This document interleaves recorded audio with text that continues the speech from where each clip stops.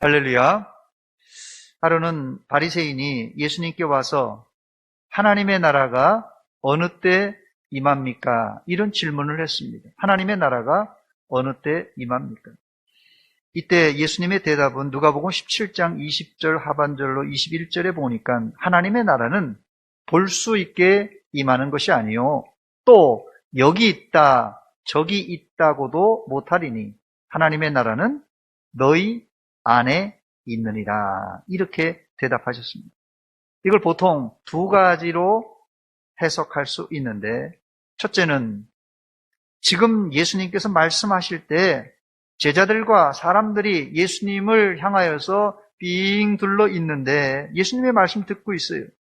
바로 지금 너희들 가운데 하나님의 나라가 있다라는 의미가 첫 번째 뜻이고, 또 다른 해석은 하나님의 나라가 바로 너희 마음 안에 있다라는 뜻입니다. 이걸 보통 심령 천국이라고 부릅니다. 저는 이 두 가지 해석이 다 일리가 있다고 생각합니다. 둘 중에 하나를 택해도 예수님의 뜻과 크게 다르지 않지만 저는 욕심을 내서 하나님의 나라는 예수 믿는 사람들의 마음에 심령에 있고 동시에 예수 믿는 사람들이 모인 공동체 안에 있다고 말씀드리고 싶습니다. 이 시간 예배 드릴 때 하나님의 나라를 여러분 심령에 예배 드리는 또한 공동체 안에서 체험하시기를 주의 이름으로 축원합니다.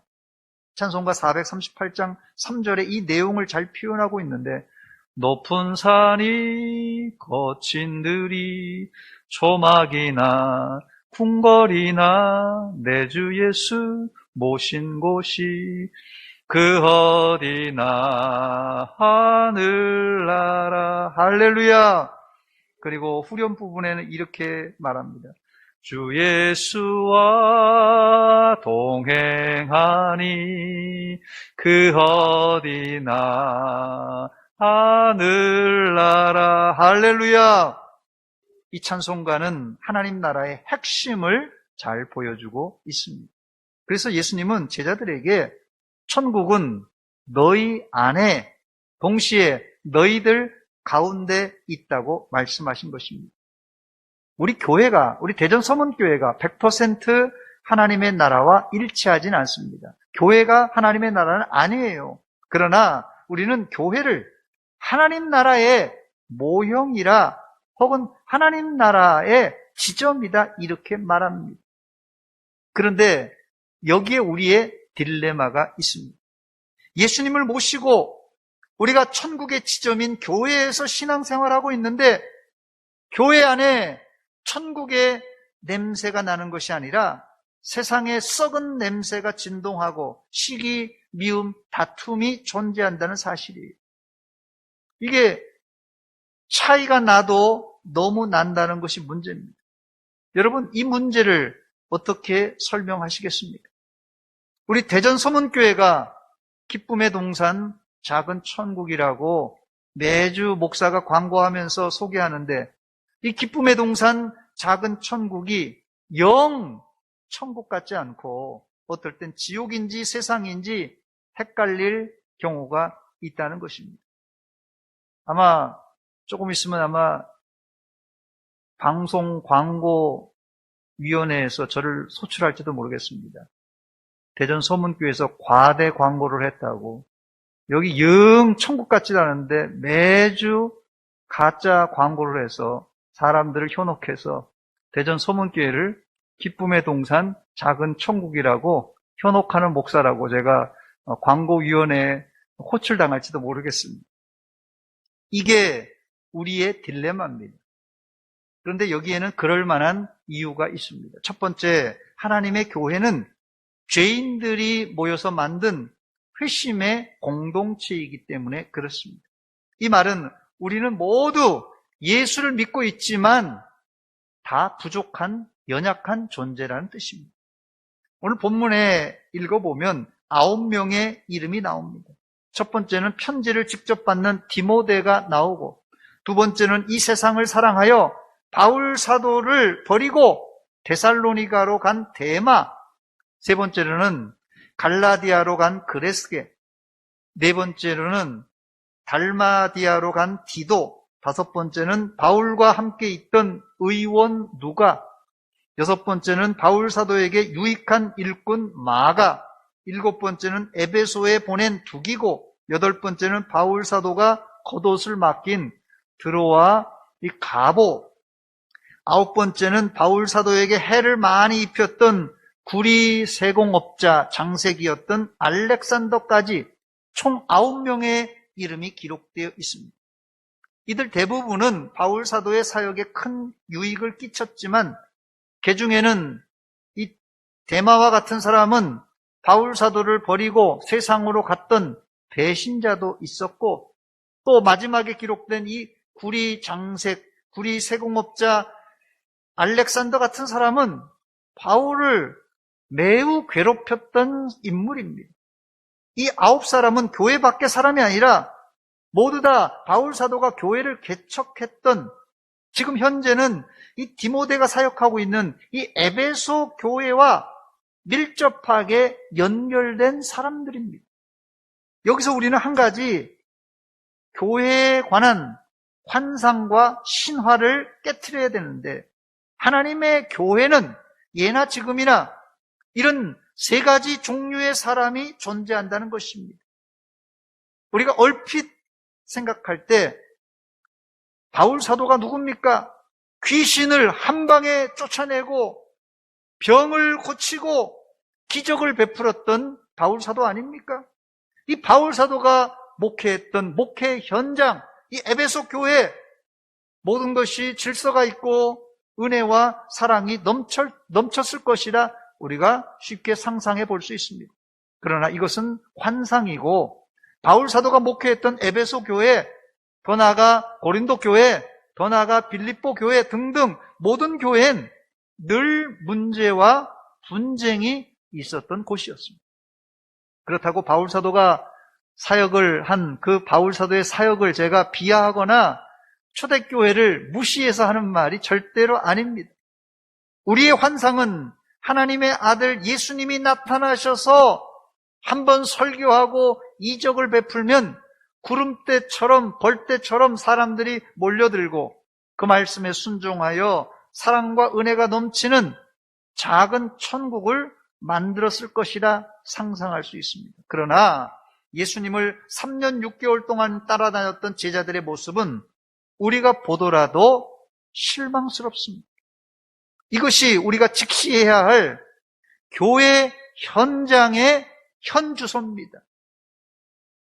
그렇다면 다시 예수님의 말씀으로 돌아가서, 예수님이 말씀하신 천국은 너희 가운데 있다는 말씀, 이걸 좀 비약하자면 교회가 작은 천국이란 말씀을 우리가 어떻게 이해해야 되겠습니까?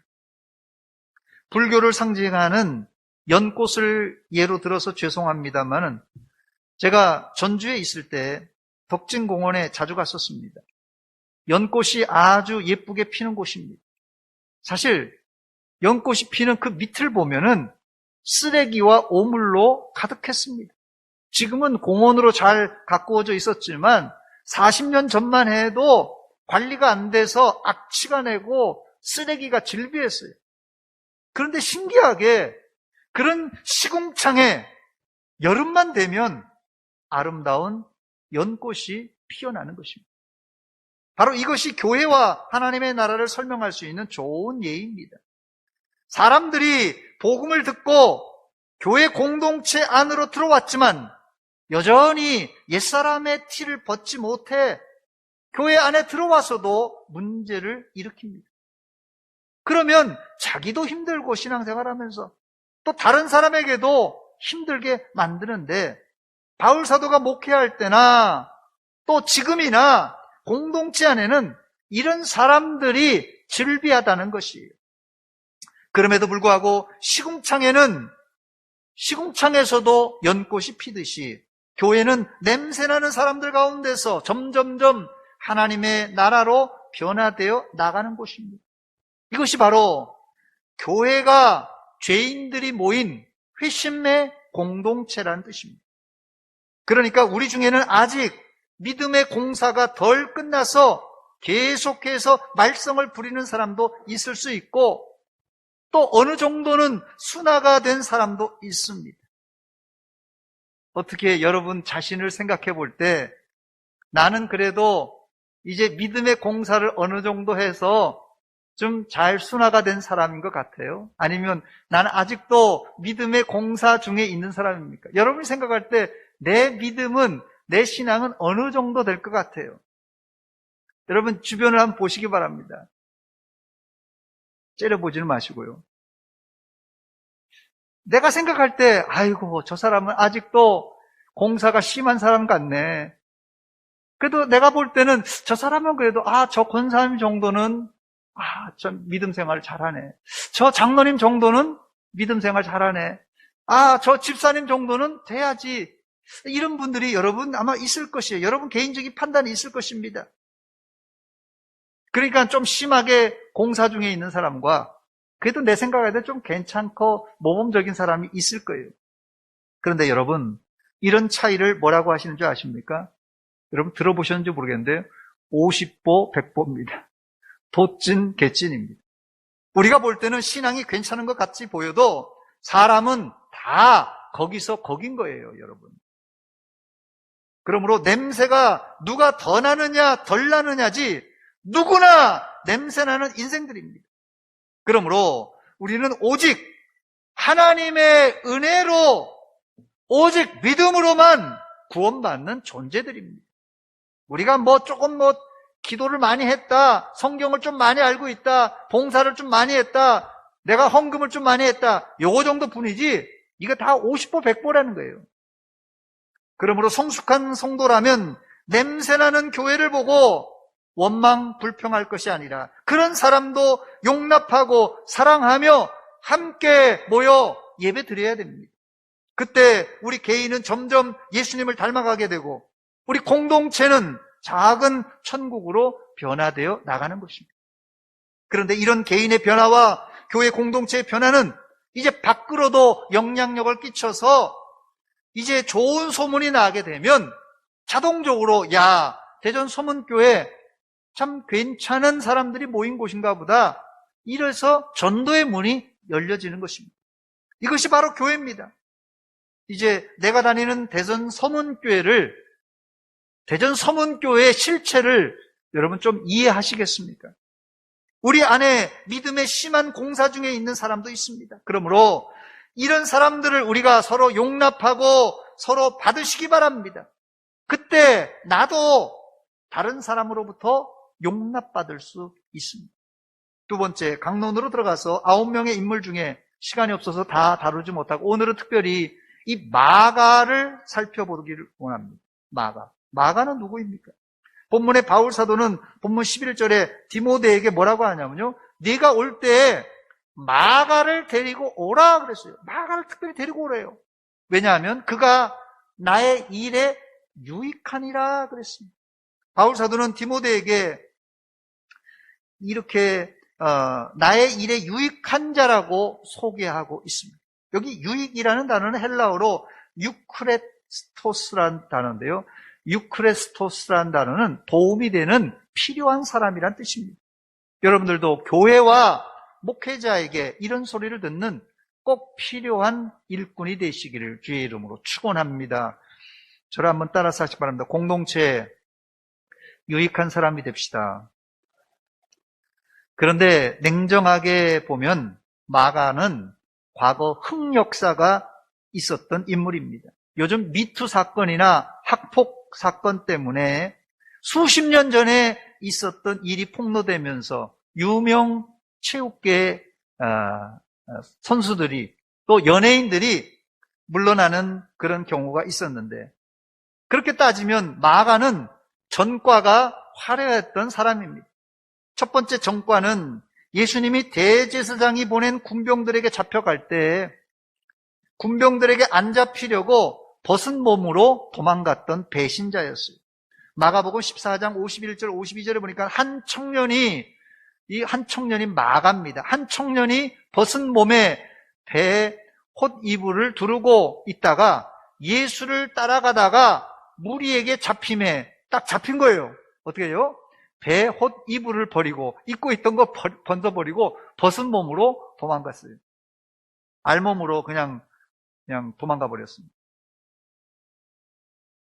두 번째 전과는 바울과 바나바가 제1차 전도 여행을 갔을 때입니다. 마가는 선교 일정이 너무 힘들고 고통스러워서 중간에 도망가 버립니다. 사도행전 13장 13절입니다. 바울과 및 동행하는 사람이 바보에서 배 타고 밤빌리아에 있는 버가에 이르니 요한은 그들에게서 떠나 예루살렘으로 돌아가고, 여기 나오는 요한이 마가 요한, 마가를 말합니다. 바울과 바나바의 제1차 전도 여행에 마가 요한은 조력자로 동행했어요. 근데 중간에 선교 여행이 너무 힘드니까 구브로에서 자기 멋대로 배를 타고 와서는 예루살렘으로 돌아가고 맙니다. 주의 일을 하다가 어려우면 사역을 포기하고 옛 구습으로 돌아가는 사람들이 있는데 전형적인 마가와 같은 사람입니다. 그래도 바울과 바나바는 제1차 전도 여행을 무사히 잘 마칩니다. 마가가 있었으면 바울과 바나바에게 얼마나 도움이 됐는지 모르지만 설령 마가가 없어도 하나님의 일은 하나님의 종들을 통하여서 진행되어 나가는 것입니다. 여러분 꼭 명심하시기 바랍니다. 하나님은 여러분 한 사람이 없어도 얼마든지 하나님의 일을 하나님의 일꾼에 의해서 진행시켜 나가십니다. 그러나 이왕이면, 이왕 예수 믿는 것, 이왕 하나님의 일꾼으로 부름받았다면 도중에 하차하지 말고 믿음으로 인내하여 끝까지 쓰임받으시기를 주의 이름으로 축원합니다. 문제는 바울과 바나바가 제1차 전도 여행을 마치고 제2차 전도 여행을 가려고 하는데 바나바는 마가를 데리고 가려고 합니다. 그러나 바울 사도는 제1차 여행 때 지멋대로 선교지를 이탈하여 도망간 마가를 데려갈 수 없다고 반대합니다. 결국 마가 요한은 이 마가 요한 때문에 바울과 바나바는 크게 싸우고 이 바울과 바나바가 결별합니다. 결국 바나바는 마가를 데리고 다시 구브로로 갔고 바울 사도는 새로운 일꾼 이 실라를 데리고 소아시아로 떠나서 유럽까지 가게 된 것입니다. 누가 봐도 마가는 말썽꾸러기였습니다. 그런데 바나바가 마가를 끝까지 데리고 가려고 한 이유가 있었는데 이 도망간 것을 용서해 주자는 차원도 있었지만 마가는 이 바나바의 생질 조카였기 때문입니다. 삼촌 바나바는 그래서 그를 내칠 수가 없었어요. 그런데 여기서 우리는 두 가지 중요한 점을 발견하게 되는데 첫째는 어떻게 위대한 바울 사도와 바나바도 이 사도격입니다. 두 사도가 어떻게 싸울 수 있냐는 것이에요. 비록 치고받은 싸움은 아니더라도 아주 심한 언쟁을 하고는 두 사람이 서로 갈라졌습니다. 누가 봐도 교회 공동체 안에서 지도자 간의 싸움은 안 좋게 보입니다. 그러나 싸움이 안 좋다라고 단정만 하고 바울과 바나바를 단죄하는 사람은 인생의 경험과 영적인 지혜가 없는 단순한 사람입니다. 역설적으로 이 싸움으로 인해서 선교의 영역이 더 확장되고 또 선교의 지경이 더 넓혀졌다는 사실을 여러분 아십니까? 이런 경우는 선교 역사와 교회 역사 가운데 수없이 많이 볼 수 있는 케이스입니다. 그런데 엄밀한 의미에서 바울과 바나바는 감정 싸움이 아니라 의견 충돌이었습니다. 한국 사람들은 의견 충돌을 곧 감정 충돌로 이어지는데 이런 경우 좀 냉정할 필요가 있습니다. 여러분들은 교회 안에서 의견은 충돌될 수 있을지라도 감정은 충돌되지 마시기 바랍니다. 아주 중요한 거예요. 우리 한국 사람들이 이게 잘 안 되는데 의견은 충돌될 수 있어요. 의견이 어떻게 다 똑같이 될 수 있습니까? 한 집에 사는 사람도 다 안 맞는데 한 뱃속에 난 자식들도 다 입맛이 다른데 어떻게 다 의견이 하나가 될 수 있어요? 의견은 충돌될 수 있습니다. 얼마든지 교회 안에서. 그러나 감정이 충돌되면 안 됩니다. 근데 문제는 의견이 충돌되는 건 단순한 의견인데 감정은 이게 죽고 사는 문제로 번져버려서 큰 낭패가 되는 경우가 종종 있습니다. 그러므로 여러분 꼭 명심하시기 바랍니다. 교회 안에 의견은 충돌될지라도 감정은 충돌되면 안 됩니다. 두 번째, 마가가 여러 번 실수하고 잘못했지만 바나바처럼 끝까지 믿어주고 함께 해줄 수 있는 사람이 교회 안에는 꼭 필요합니다. 바나바도 마가를 내쳐버렸다면 마가는 마가복음을 기록할 수도 없었을 것이고 바울 사도의 중요한 동역자가 되지 못했을 것입니다. 또 마가의 후반기 사역 중에 중요한 사역은 베드로 사도의 오른팔처럼 쓰임받았습니다. 그렇습니다. 처음부터 착실한 사람이라면 뭐 더할 나위가 없겠지요. 그러나 마가 요한은 처음엔 말썽꾸러기였지만 삼촌 바나바의 끊임없는 사랑과 훈련 그리고 사도 바울의 용서로 인해서 나중에 마가는 초대교회에 꼭 필요한 사람이 되었고 이집트에까지 가서 복음을 전하다가 나중에는 순교자가 됩니다. 세 번째, 마가가 다시 사역의 현장에서 크게 쓰임받을 수 있었던 것은 삼촌 바나바의 힘도 컸지만 바울 사도가 회개하고 돌아온 마가 요한을 용서하고 기쁨으로 맞이했기 때문에 그렇습니다. 교회가 바로 이런 곳입니다. 하나님의 나라가 바로 이런 곳입니다. 만약 하나님의 나라에 용서가 없었다면 구약의 다윗 왕, 훌륭한 왕이 절대 이 성경에 나오는 다윗 왕이 될 수도 없을 거예요. 역사에 그냥 끝나버렸을 거예요. 사울처럼. 그러나 용서를 통하여서 다윗은 더 위대한 왕으로 세워졌습니다. 다윗은 물론이거니와 용서가 없었다 하면 이방 여인 룻과 여리고의 기생 출신 라합도 예수님의 족보에 들어가지 못했을 것이에요. 아니 기생이 어떻게 이런 족보에 들어올 수 있느냐? 용서 못하면 못 들어오죠. 더 나아가 저와 여러분들도 용서가 없었다면 이 자리에 나올 수 없었던 존재들입니다. 우리 모두는 허물과 죄로 죽었던 소망이 없던 자들입니다. 그럼에도 불구하고 하나님은 우리가 죄인 되었을 때 자기의 아들을 우리를 위해서 십자가에 죽게 하셨습니다. 예수님의 십자가로 마가도 우리도 다시 하나님 공동체 안에 돌아와 하나님의 일을 할 수 있다는 것이 이게 행복이요, 이게 축복입니다. 이처럼 교회는 의인이 봉사하는 곳이 아니고 회개한 죄인이 봉사하는 곳이에요. 그런데 여기 조심해야 될 것이 하나 있는데 전과자의 특징이 무엇입니까? 이 손을 씻었다고 하는데 옛버릇을 못 버리고 다시 죄악에 손을 대는 것입니다. 손을 씻고 바로 고치면 좋겠습니다만은 웬만한 사람들은 이게 바로 고쳐지지가 않아요. 재범을 저지른 사람이 별 하나를 더 달고 또 달고 또 달고 하는 게 이런 악순환이 거듭되는데 이때 이들을 어떻게 처리해야 되겠습니까? 그래서 교회 공동체는 스스로를 거룩하게 하기 위해서 성경과 헌법이라는 규칙을 가지고 있습니다. 성경에 하나님은 어떤 죄를 지었을지라도 회개하고 돌아오면 용서해주고 사랑해주라고 기록되어 있어요. 그러나 이것이 습관이 되든지 이 사랑의 법을 이용해 먹으려는 사람들이 있다는 거예요. 그래서 교회에도 법이 필요한 것입니다. 그런데 좋은 교회란 어떤 교회냐? 이 법과 관용을, 이 관용과 법을 잘 조화를 이룬 교회가 바로 이 좋은 교회입니다. 여러분들은 거룩한 성도가 되기 위해서 하나님의 말씀과 교회의 헌법을 잘 지키는 성도가 되시기를 주의 이름으로 축원합니다.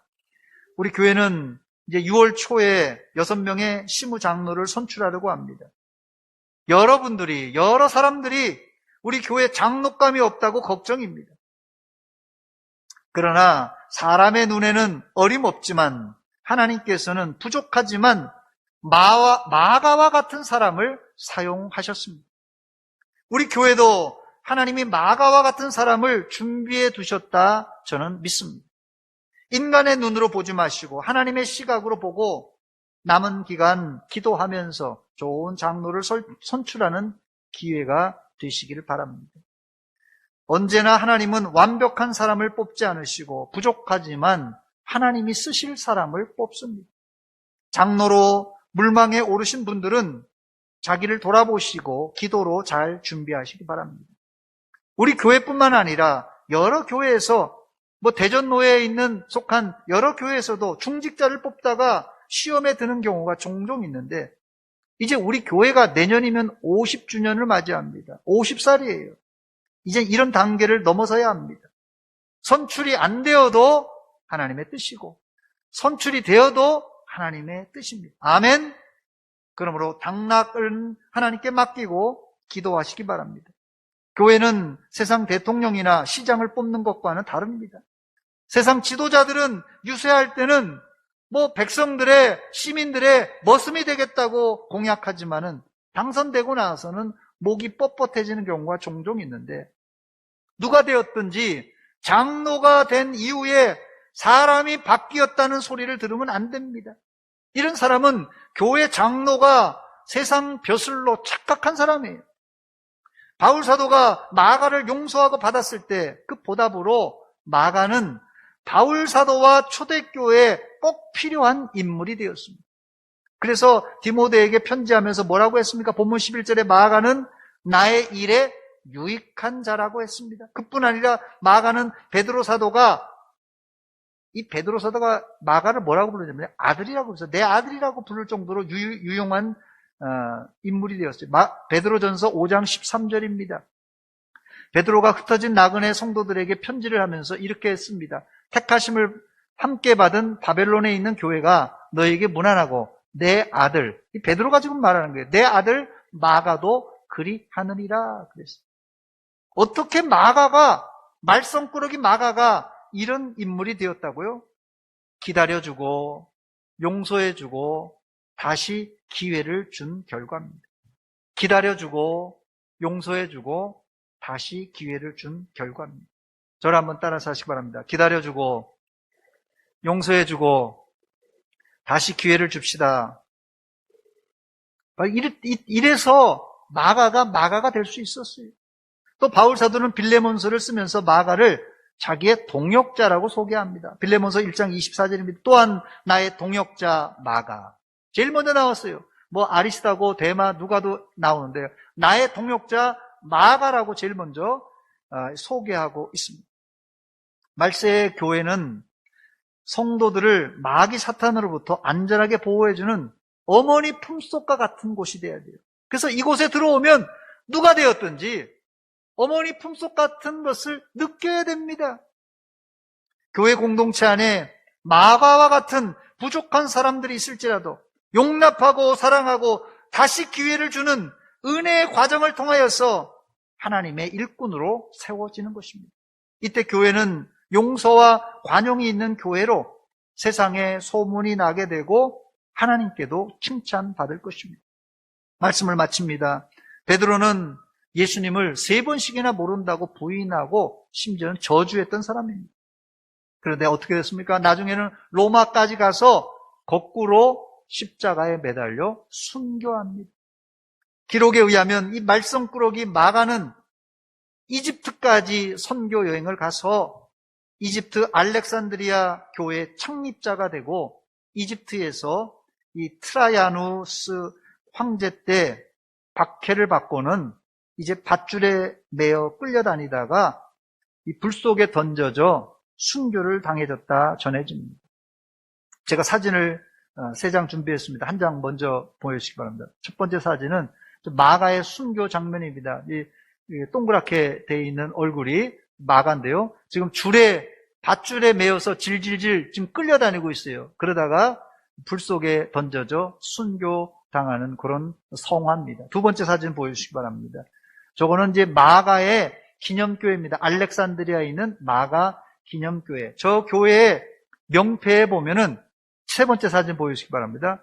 저 세 번째 사진이 1대부터 지금까지 이 마가 기념교회 말하자면 역대 교육자들을 적어놨어요.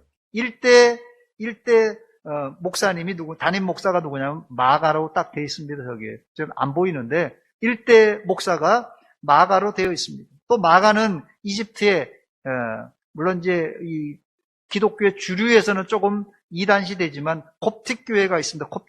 콥틱 교회에 이집트 교회에 제1대 교황이 됩니다. 놀라운 일이에요. 마가라는 이름의 뜻은 망치라는 뜻입니다. 망치. 여러분, 못을 박는 망치. 마가는 자기 이름대로 젊었을 때는 그냥 망치같이 말썽을 많이 부렸어요. 이리 가도 부시고 저리 가도 부셨던 사람입니다. 그런데 나중에는 하나님께 쓰임받을 때 망치처럼 한 방이 있었던 사람이에요. 한 방이 있었던 사람입니다. 말세 여러분들도 주님 나라 가기 전까지 하나님의 나라를 위해서, 교회를 위해서 한 방 쓰임받는 도구가 되시기를 주의 이름으로 축원합니다. 축원합니다.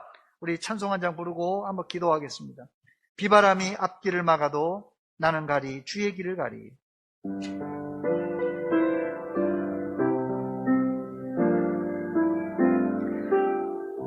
비바람이 앞길 막아도 나는 가리 주의 길 가리. 눈보라가 앞길 가려도 나는 가리 주의 길 가리. 이 길은 영광의 길. 이 길은 영광의 길. 이 길은 승리의 길. 이 길은 승리의 길. 나를 위하여 나를 구원하신 주님이 십자가 지고 가신 길. 나는 가리라. 나는 가리라. 주의 길을 가리라. 주님 발자취 따라 나는 가리라.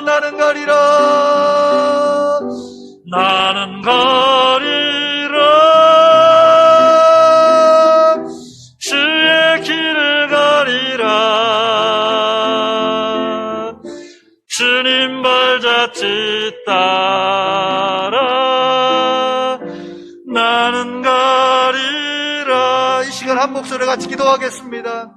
하나님, 마가와 같이 젊었을 때는 내가 내 마음대로, 내 뜻대로, 내 멋대로 살았지만은 이제 하나님의 손에 쓰임받기를 원합니다. 하나님 불쌍히 여겨주시고 내 과거의 흑역사를 이제 하나님께 충성하고 헌신하는 것으로 우리가 갚으려고 합니다.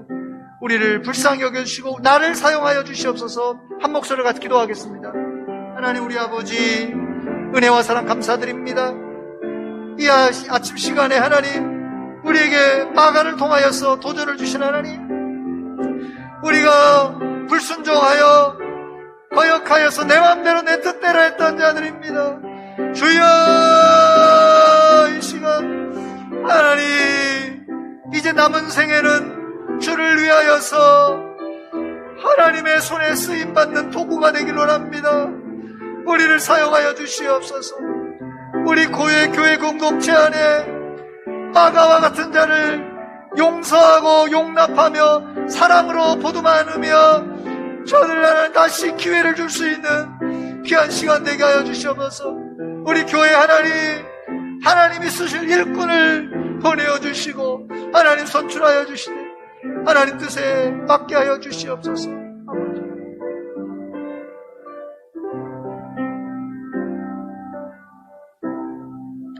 하나님, 우리 아버지 은혜와 사랑 감사드립니다. 마가 요한이 젊었을 때 자기 멋대로 살았지만은 이제 나중엔 교회를 위하여, 주님을 위하여 순교의 제물이 되었습니다. 이제 우리가 젊었을 때 전에 했던 모든 행동을 접고 이제 주님께 쓰임받는 도구가 되길 원합니다. 우리를 사용하여 주시옵소서. 이번에 우리가 하나님 귀한 중직자를 선출할 터인데 하나님의 마음에 합한 일꾼이 뽑혀서 하나님의 교회가 든든하게 세워지게 하여 주시옵소서. 예수님의 이름으로 기도하옵나이다. 아멘.